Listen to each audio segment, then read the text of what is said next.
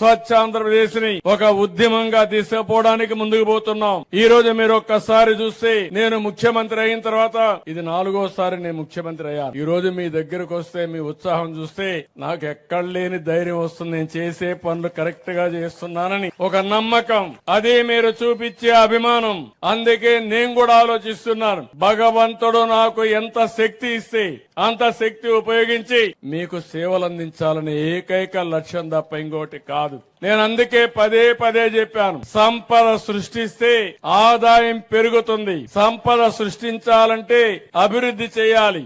ఆదాయం వస్తే ఆ ఆదాయాన్ని పేదల సంక్షేమం కోసం ఖర్చు పెడతాం. పింఛన్లు ఇస్తాం, ఇంకా అనేక కార్యక్రమాలకు తల్లికి వందనం అన్ని ఇస్తాం. అది చేసి మళ్ళా అభివృద్ధి పైన ఖర్చు పెడితే నిరంతరం ఆదాయం పెరుగుతుంది. ఇది ఎక్కడ కూడా ప్రపంచం అంతా జరిగే విధానం. కానీ 5 సంవత్సరాల్లో ఆదాయం పెరగలేదు, సంపద సృష్టించబడలేదు. అప్పులు విపరీతంగా చేశారు. 10 లక్షల కోట్ల రూపాయలు అప్పు చేశారు. ఆ అప్పుకు వడ్డీ కట్టాలి, అసలు కట్టాలి. ఇప్పుడు ఆ అప్పులోను చూస్తే నాకు భయం వేస్తా ఉంది. ఎందుకంటే మా ఆఫీస్కి వచ్చి మొన్నైతే మీరు అప్పు కట్టలేదని తకామని నోటీసు పంపించి స్టాక్ ఎక్స్చేంజ్ కూడా పంపించేశారు. పలాని గవర్నమెంట్ డబ్బులు కట్టలేదు కాబట్టి ఆ డబ్బులు రికవర్ చేయడానికి ఏం చేయాలో చేస్తామని నోటీసు పంపిస్తే ఇమ్మీడియట్ గా అప్పులు చేసి ఆ డబ్బులు కట్టాల్సి వచ్చింది. కట్టకపోతే ఏమవుతుందంటారు మీరు? కట్టకపోతే ఎవడు అప్పు కూడా ఇవ్వడు. అప్పు ఇవ్వకపోతే అప్పు కూడా కట్టలేము. అప్పు కట్టలేకపోతే సంక్షేమ కార్యక్రమాలు చేయలేము. అది అందుకే ఒక ఇండస్ట్రీ గాని ఏ వ్యక్తికి మీరు చూస్తే మీరు తిరిగి అప్పు సకాలంలో కడతారంటే క్రెడిట్ రేటింగ్ ఉంటుంది. మళ్ళా అప్పు కావాలంటే ఇస్తారు. నేను మొన్న బ్యాంకర్స్ తో మాట్లాడినప్పుడు చెప్పాను, రైతులకి అందరికి కూడా ఎవరైనా సరే రెగ్యులర్ గా అప్పు కట్టే వాళ్ళకి 15 నిమిషాల్లో డబ్బులు ఇస్తారు. మీరు ఇక్కడ నుంచి ఫోన్ లో చెప్పేస్తే పేటిఎం లోని మీ పేమెంట్ లోనే ఆటోమేటిక్ గా డబ్బులు ఇచ్చే పరిస్థితి వస్తారు. అది క్రెడిబిలిటీకి ఉండే విశ్వసనీయత. అలాంటిది ఇప్పుడు నేను ఇది కట్టాలి, మళ్ళా సంపద సృష్టించాలి.